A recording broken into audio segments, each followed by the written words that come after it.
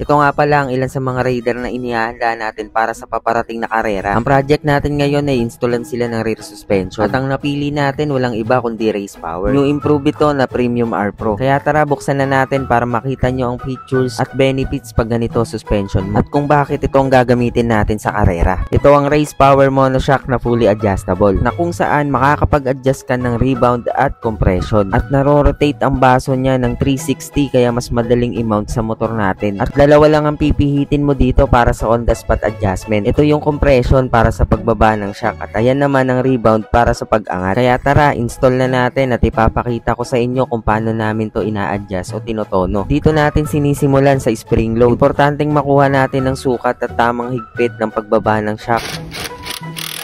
At ngayon, adjustment na, tuning na tayo ng compression at rebound. At nakuha na natin yung basic at tamang tono. Nakabase ito sa rider na sasakay na kasing bigat ko lang din para maging stable ang motor sa bawat corners.